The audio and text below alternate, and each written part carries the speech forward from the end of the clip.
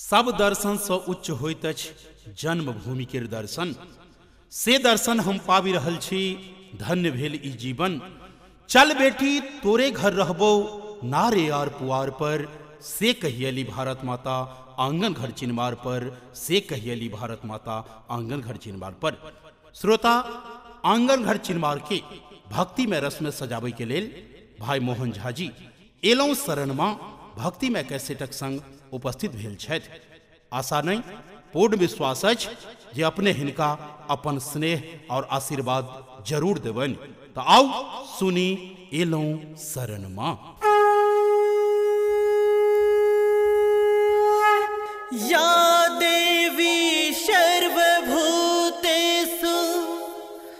शक्तिरूपेण संस्थिता, नमस्तस्यै नमस्तस्यै नमस्तस्यै नमो नमः।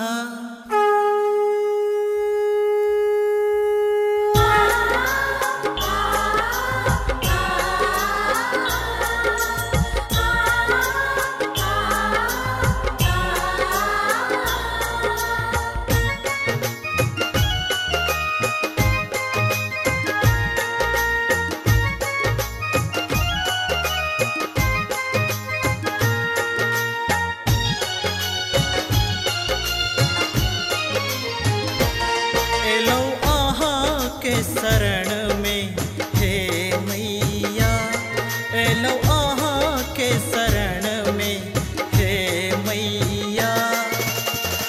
आहिच सबके हे बैया माँ, आहिच सबके हे बैया।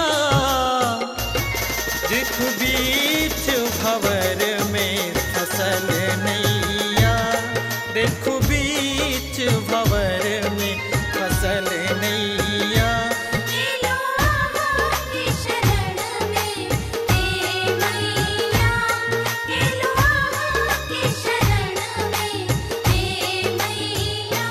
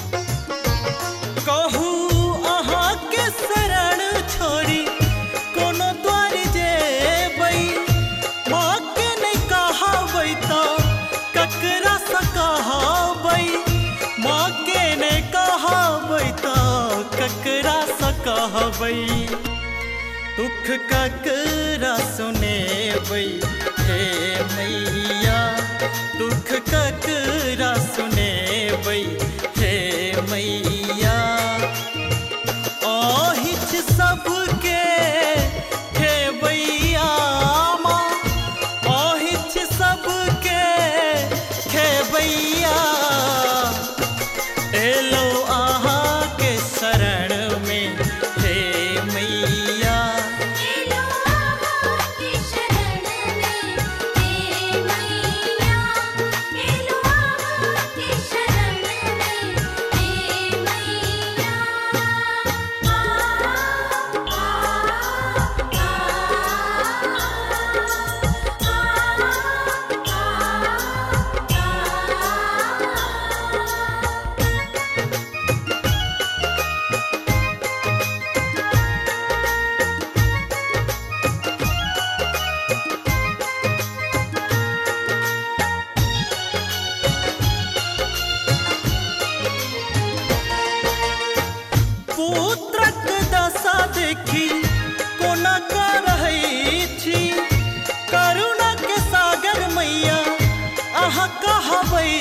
छी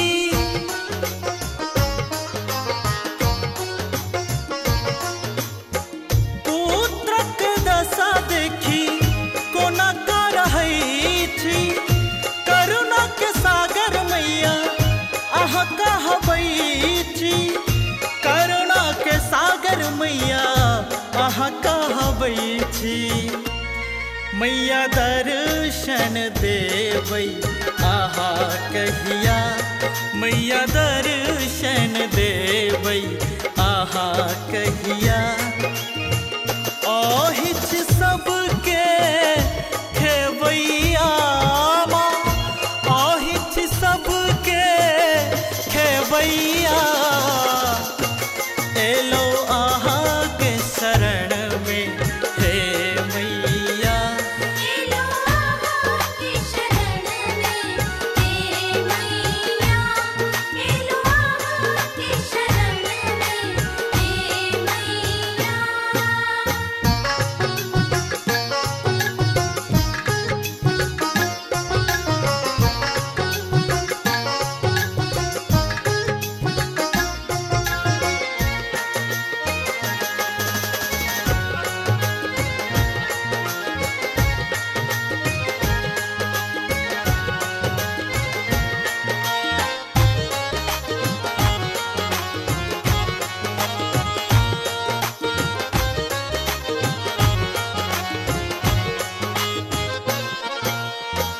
हाथ पसार हम सब दिन एलौं हमरा सकिए मैया मुँह चोरेलौं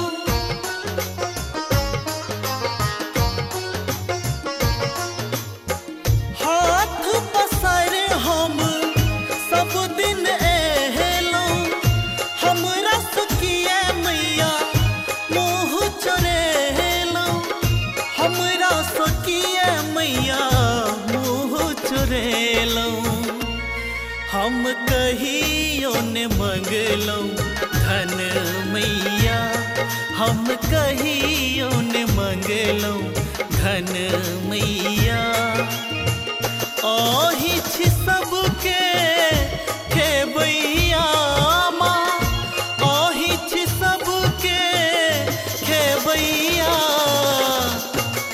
एलो आहा के शरण में हे मैया एलो आहा के शरण में हे मैया एलो आहा के शरण में हे मैया एलो आहा के शरण में हे मैया एलो आहा के शरण में हे मैया अहिछ सबके खेबैया माँ अहिछ सबके खेबैया जिख बीच भंवर में फसल नैया देखो